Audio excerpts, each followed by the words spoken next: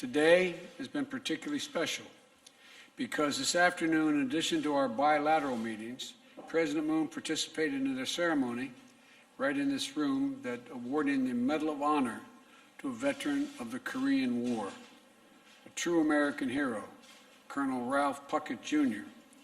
And I want to thank you again, Mr. President, for joining us. It was special. I don't know that there's ever been an award of the Medal of Honor with the head of state of the country where the award was won. It meant a great deal to me and to the family and to our country. But today not only been an affirmation of our shared history of sacrifice that binds the Republic of Korea and the United States together, it's a commitment to expanding cooperation and shaping our shared future in accordance with our democratic values that have made our nation strong and agile and highly competitive in the 21st century's economies.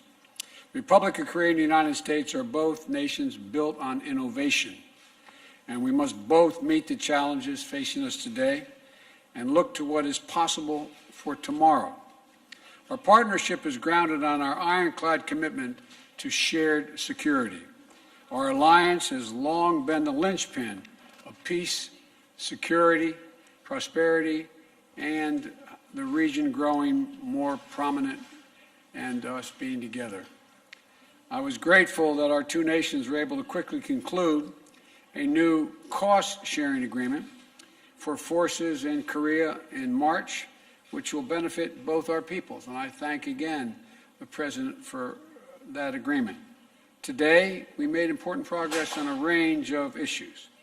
We spoke about the shared approach to the Democratic People's Republic in Korea and continuing threat of the DPRK's nuclear and missile programs. My team consulted closely with President Moon's team throughout the process of our DPRK review, and we both are deeply concerned about the situation. Our two nations also share a willingness to engage diplomatically with the DPRK to take pragmatic steps that will reduce tensions as we move toward our ultimate goal of denuclearization of the Korean Peninsula. Today, I affirm to President Moon that the United States will proceed in close consultation with the Republic of Korea in our strategy and our approach. And to help drive all these efforts, I'm pleased to announce that Ambassador Sung Kim, a career diplomat and with deep policy expertise, will serve as the U.S. Special Envoy for the DPRK. Ambassador Kim, you're here somewhere today. Stand up, will you? Thank you for being willing to do this.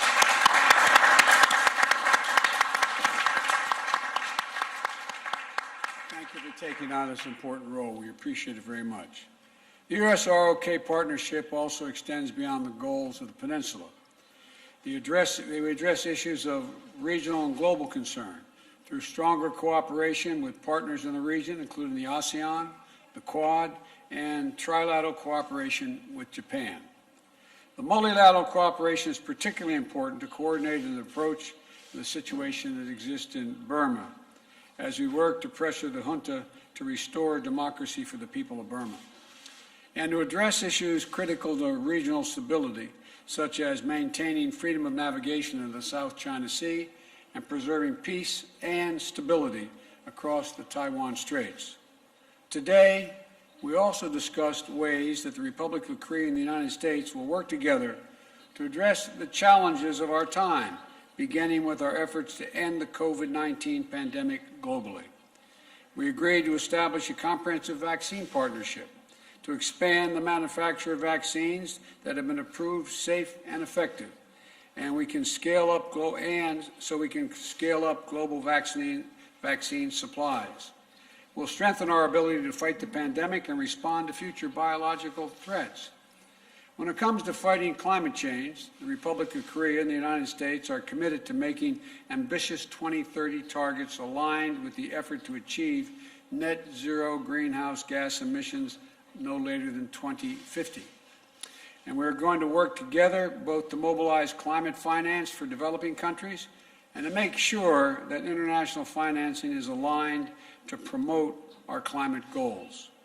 We also talked about how to harness our nation's technological advantages to ensure the Republic of Korea and the United States are cooperating to shape emerging technologies around our shared value system. This includes everything from strengthening our cybersecurity to deepening our cooperation to build out an open, secure G5 network, or 5G network, I should say. I'm talking about the G5, it's another organization. I'm thinking organization, Mr. President, to secure the 5G networks. And I'm particularly gratified that so many leading South Korean companies see the benefits of investing in the United States, including this morning's announcement of more than $25 billion in new investments from Samsung, Hyundai, SK, and LG. I understand the executives of those companies here. Would you please stand up?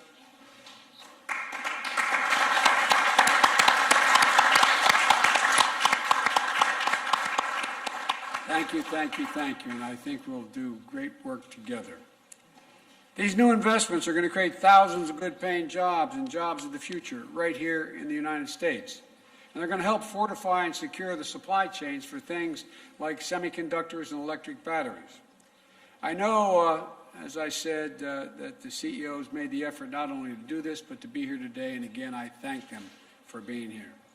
I thank you for making the investments in our future and yours.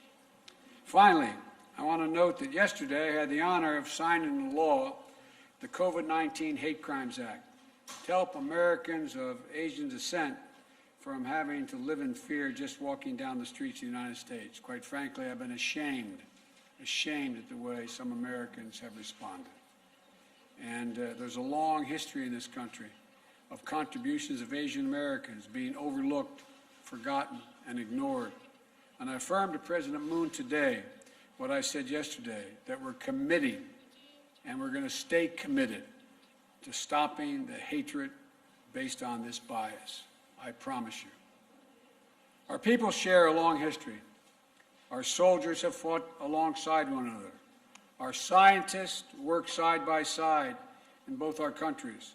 Our students study together, share ideas, and seed new opportunities for future collaboration. And our people-to-people and cultural connections are only growing. And K-pop fans are universal. Now, I can tell those who laugh know what I'm talking about. Well, anyway, I'll get back to that later. Anyway. The Korean actress took home an Oscar for supporting actors this year, following up on the 4 Oscar wins for the movie Parasite last year. And so our two countries, our two nations have the tools and the deep connections that we need to make even stronger alliances and stronger cooperation. And I want to thank you again for the meetings today, Mr. President, particularly our long private meeting. I appreciated that a great deal. And I'm looking forward to working closely with you and your team as we expand and strengthen our efforts to shape the future together. And I mean that literally, to shape the future together. So thank you. Mr. President.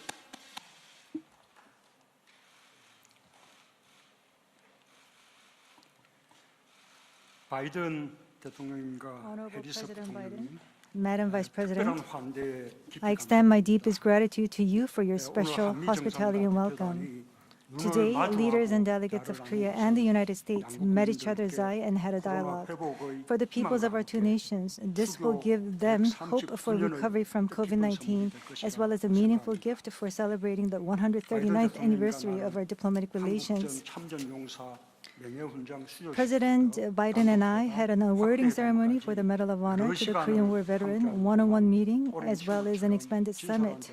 For many hours together, we've had a very frank dialogue like old friends. As regards the promotion of democracy, inclusive growth, the strengthening of the middle class, climate change response, as well as many other areas, two of us were able to see for ourselves that we had common interests and commitments. In particular, we reaffirmed the strength of the Iraq-U.S. alliance and confirmed the common vision for developing it into an even stronger one. During my visit this time, the trust that has been built up between President Biden and I will foster deeper friendship between our two peoples. and lay a firm foundation that will undergird the sustainable development of the ROK-US alliance, and I say this with confidence. The most urgent common task that our two countries must undertake is achieving complete denuclearization and permanent peace on the Korean Peninsula. Recently, the Biden administration concluded its DPRK policy review, building on past agreements, including the Singapore Joint Statement, while taking a calibrated and practical approach to seeking diplomacy with North Korea, is indeed a welcome direction of the Biden administration's North Korea policy. During the course of the review, our two countries closely coordinated with each other in lockstep, which I note with much appreciation. Moreover, I welcome President Biden's appointment of Ambassador Sung Kim as Special Representative for North Korea policy. This reflects the firm commitment of the U.S. for exploring diplomacy and its readiness for dialogue with North Korea. I have high expectations, all the more as such a man of high caliber with expertise in the Korean Peninsula issues has been appointed. President Biden and I discussed the dialogues based on commitments made between the two Koreas and between the U.S. and North Korea are essential for making a peaceful Korean Peninsula. This is the belief that we were able to reaffirm. Moreover, President Biden also expressed his support for the inter-Korean dialogue and cooperation. Under close cooperation with the U.S., we will work to facilitate progress in inter-Korean relations so as to achieve a virtuous cycle with U.S. DPRK dialogue. Moving forward as well, Korea and the United States will continue close communication while exploring our North Korea approach through dialogue and diplomacy. On that, I expect a positive response from North Korea. When strong security is firmly in place, we can preserve and make peace. Two of us agreed to further reinforce our combined defense posture and reaffirmed our commitment to a conditions-based transition of wartime operational control. It is also with pleasure that I deliver the news on the termination of the revised missile guidelines.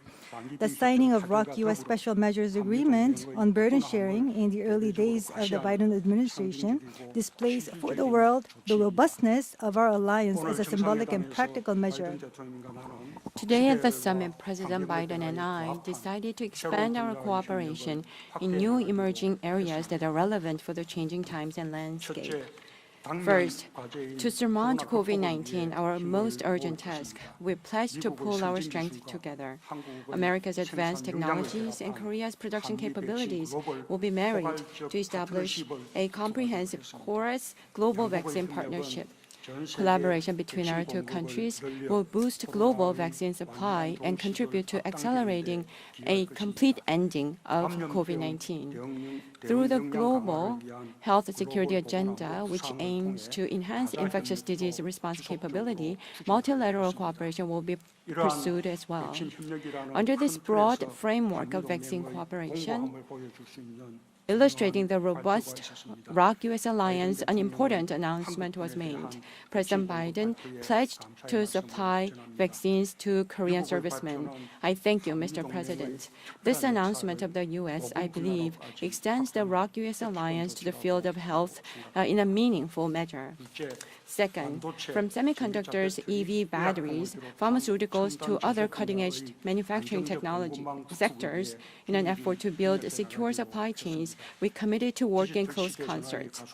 Digital transformation is accelerating, and the areas of cutting-edge emerging technologies are gaining greater importance. Korea and the U.S., in response to a post-COVID-19 era, plan to strengthen our cooperation in civil space exploration, 6G, and green energy to secure global competitiveness. Furthermore, to jointly advance into overseas nuclear power plant markets, we decided to bolster our partnership. Third, in a bid to address climate change, we will further solidify coordination between our two countries. Our two nations are already spearheading global cooperation in climate change response. Last April, the U.S. hosted the Leaders' Summit on Climate successfully. Korea, for its part, in next week, is hosting P4G's Seoul Summit, once again trying to build the international community's collective will for climate change response.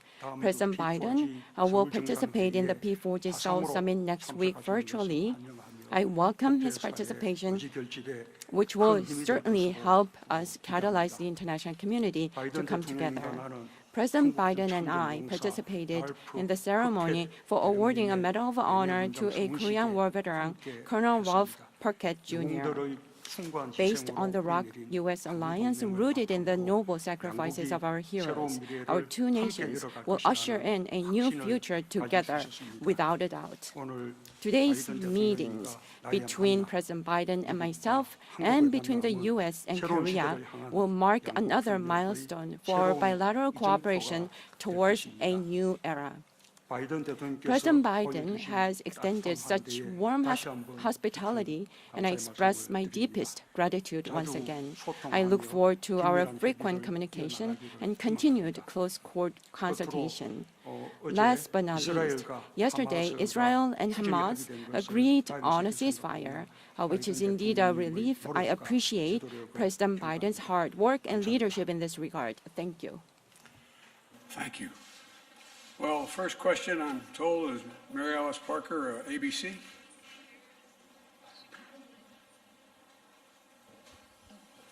Thank you, Mr. President. I appreciate it. What is your message to Democrats who want you to be more confrontational with Israel, and specifically to those that are saying that there should be an end to arms sales? I mean, do you recognize that there's been a shift, an evolution in your party, Mr. President, in the last 20 years on this issue? And I have a question for President Moon, but I can wait or I can listen. There is no shift in my commitment, the commitment to the security of Israel, period. No shift, not at all. But I tell you what there is a shift in. The shift is that we still need a two-state solution. It is the only answer, the only answer. And what I'm convinced of is that we can now move, as I did even before I was able to negotiate, before the ceasefire was negotiated, that I made it clear that I spoke with President Abbas. We're going to make sure that we are going to provide for security in the West Bank, and we renewed the security commitment, as well as economic commitment to the people on the West Bank. I also indicated to the Israelis that I thought it was very important that they stop in Jerusalem this intercommunal fighting that is by extremes on both sides. It has to end. It has to end. And I'm prepared to put together, and I'm going to attempt to put together, a major package with other nations who share our view to rebuild the homes, and without re-engaging, without providing Hamas the opportunity to rebuild their weapon systems, rebuild the Gaza, rebuild Gaza. And they need the help, and I'm committed to get that done. And so and I think that, my party still supports Israel. Let's get something straight here. Until the region says unequivocally they acknowledge the right of Israel to exist as an independent Jewish state, there will be no peace. Can I ask a question to President Moon? I'm curious if the two of you have offered any assurances behind the scenes to Taiwan, and if President Biden has pushed you to take a tougher stance when it comes to China's posture towards Taiwan. Good luck.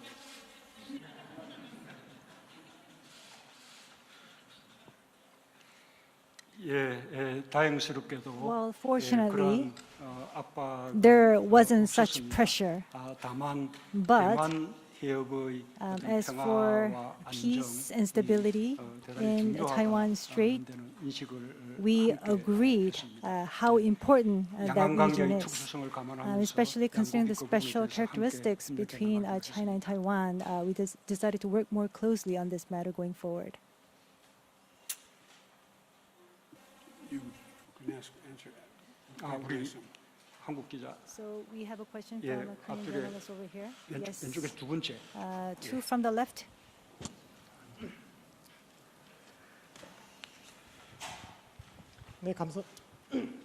네, 네, 감사합니다. Thank you 연합뉴스 for TV 강영준 giving me 기자입니다. this opportunity. 바이든 I'm Kang 대통령과 from 문재인 Yonhap 대통령께 News. 동시에 질문드리겠습니다. I have a question to 지금 both of the 유 기자 presidents 질문한 here. 것처럼 As 이스라엘 was mentioned by the 팔레스타인 former 문제가 긴급하고 아주 journalist, 중요한 I 문제인 것 understand 같습니다. that 근데 the 그 못지않게 Israel and 북한 Palestine 핵 issues 문제도 is 아주 very 중요한 important, 문제인데 but North Korea's 바이든 nuclear 대통령의 issues is 투두 equally 리스트에 important. 북한 핵 On 문제는 your 몇 번째 to-do 문제로 list, 기록돼 있는지 what's the 궁금합니다. number 그리고 that's 문재인 given to the 대통령께는 North Korean nuclear issue on your 두 priority 정상이 list, 생각하는 Mr. 북한 문제 President 해결, Biden, 북핵 문제 and 해결을 also 위한 to 로드맵에서 President Moon in terms of your 북핵 roadmap for 시간표가 resolving 두 분이 the 일치하시는지, nuclear issue 북핵 in 시간표가 North Korea. 일치하는지 여쭙고 싶습니다. I want to understand whether your time schedule actually matches and is equal to one another in terms of resolving the nuclear issues on the Korean Peninsula.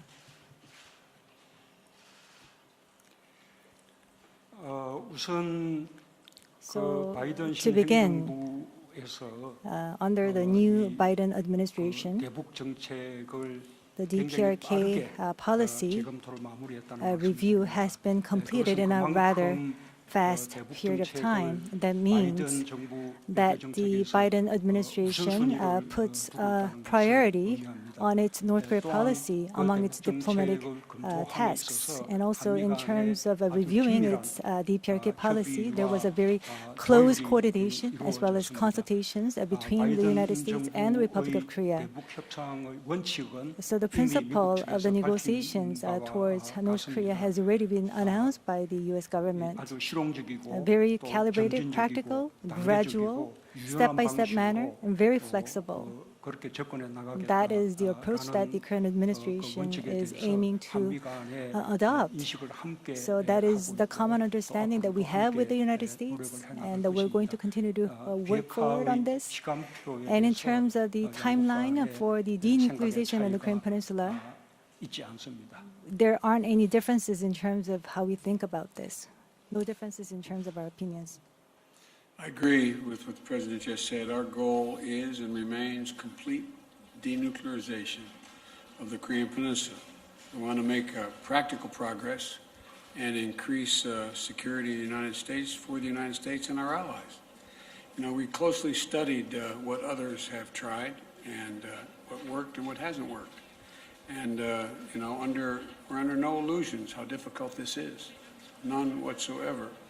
And the past 4 administrations have not achieved the objective. It's an incredibly difficult objective.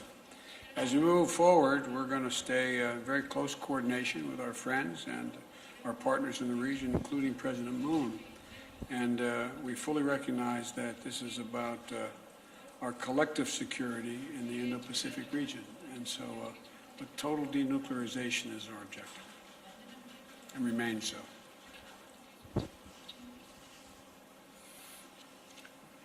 Well, I get to the next question, huh? I'd like to ask the press a question, if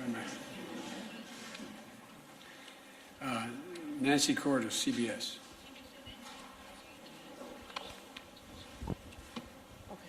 Thank you very much, Mr. President. I have one question about North Korea and one question about Israel. We've changed this one question thing, haven't we? 2 foreign policy questions. You have said in the past that you would not meet with Kim Jong-un, the leader of North Korea, without certain preconditions. Yes. What are those preconditions, and do you believe he would ever be able to meet them?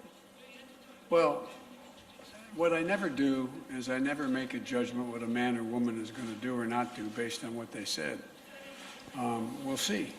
If he made any commitment, then I would meet with him, and if there was a commitment on which we met. And the commitment has to be that there's discussion about his nuclear arsenal.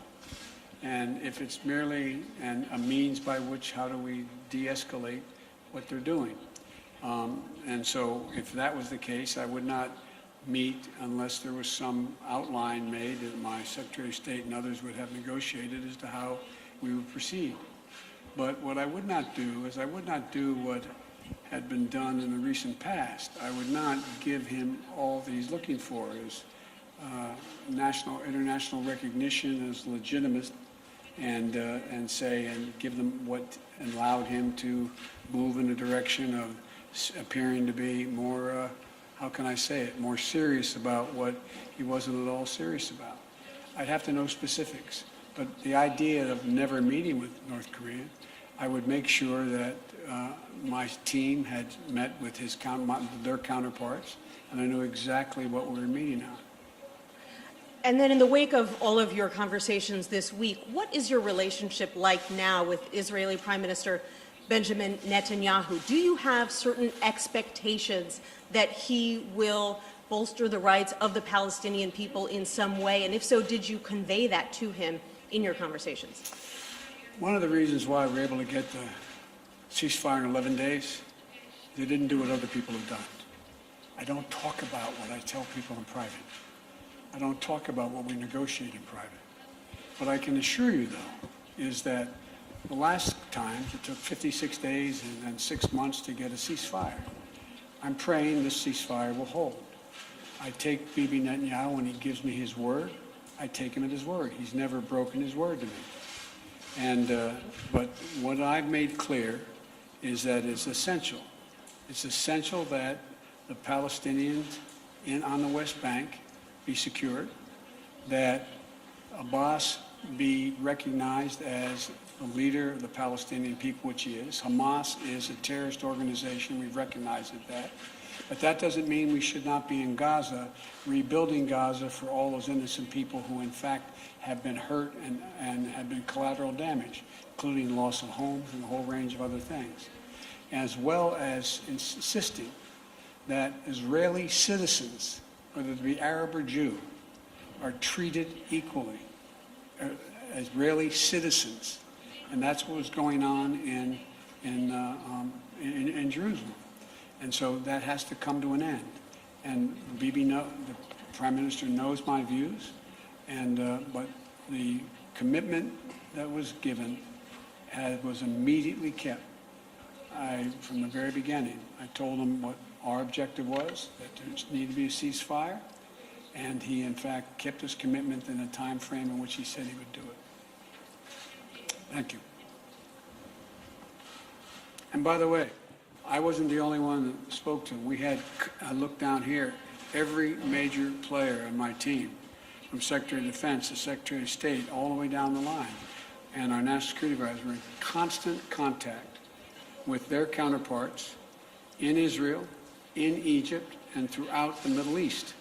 This was not something that was just done with a casual conversation between myself and Bibi. I have presumptuous of me to say this, but Mr. President, but I think I've got a great team. And I spent a lot of time with El-Sisi on the phone in Egypt, and they've done a commendable job of bringing Hamas to the table and getting them to agree to a ceasefire as well. Thank you. Is that it? 우리 I think 한국 there's one more question over there. 예, 우리 여성 기자 Yes. A lady. 손 들지 않습니까? All ladies do not raise their hands. 아니 뭐 우리 한국은 여성 기자들이 없나요? Do we not have female journalists from Korea?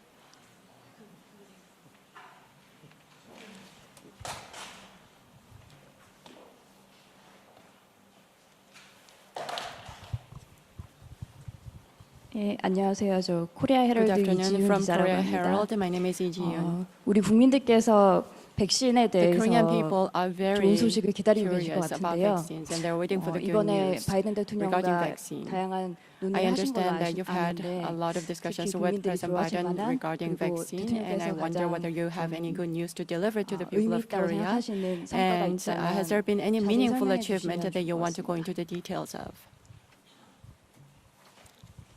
예, 그 백신 Yes. 그 협력에 Regarding 대해서는 vaccine 예, cooperation, 오늘 공동 성명과 또 오늘 you can read the joint 기자회견을 statements 통해서 and also the 충분히 remarks 밝혔습니다. that were 다시 issued 한번, as press release 강조해서 today. 말씀드리자면 But to emphasize it once 한미 again, between the 간의 US and 백신 Korea, 그 협력을 for 위한 vaccine cooperation, 포괄적인 there will be a 파트너십을 comprehensive 이렇게 partnership to be established 형성하기로 between our two nations, 합의했다는 and there has 것입니다. been an agreement between our 미국이 two 가진, sides on that. 백신 개발 능력과 The US 한국이 has the 가진 ability to 바이오 develop 의약 vaccines, 생산 and 능력을 Korean companies 결합해서 have the capacity 백신의 to produce a 생산을 biomedicine. 더 촉진하고, 그것을 And we 통해서 are going to 전 combine those 세계에 capabilities so that we can 백신 boost 공급을 vaccine 더 supply, 많이 so that we can 이룰 수 있게 accelerate the rollout of 특히 vaccines to the 인도 entire 태평양 world, 지역의 especially in the 백신 Indo-Pacific 공급에 region. for supplying vaccines to that region, I believe that we'll be able to make a contribution in that regard. And in that process, Korea, in my opinion, will get some help in stabilizing our vaccine supply. And at the same time, for the sake of the ROK-US alliance, President Biden decided to provide vaccines to the servicemen in Korea. As soon as the U.S. is ready, I understand there will be an announcement to be made by the U.S. side. By the way, I can just prematurely make that. Now, there are 550,000 Korean soldiers, sailors, airmen who work in close contact with American forces in Korea. We'll provide full vaccinations for all 550,000 of those Korean forces engaging with American forces on a regular basis, both for their sake as well as the sake of the American forces.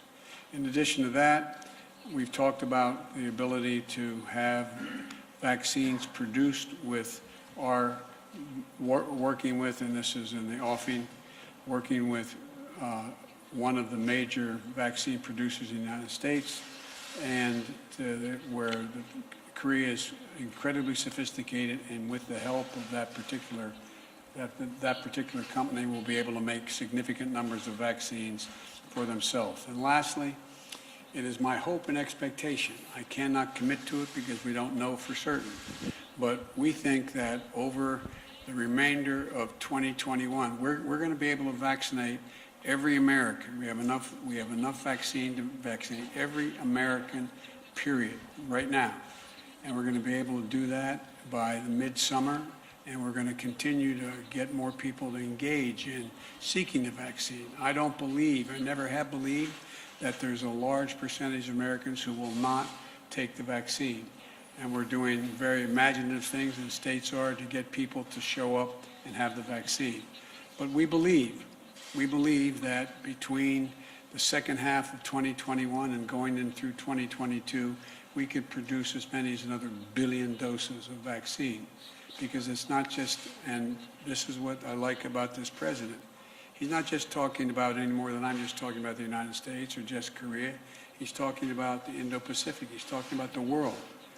We, with advanced capabilities, have an obligation to do everything we can to provide for protection of the entire world. I know that is an awfully ambitious proposal, but I think the nations that have that capacity are going to be continuing to work toward getting that done. And so thank you. If you're not asking me a mean one like you usually do. It's something interesting, I think, that has not come up. President Obama says that there is footage and records of objects in the skies, these unidentified aerial phenomenon, and he says we don't know exactly what they are. What do you think that it is? I would ask him again. Thank you. Come on, Bob, let's go.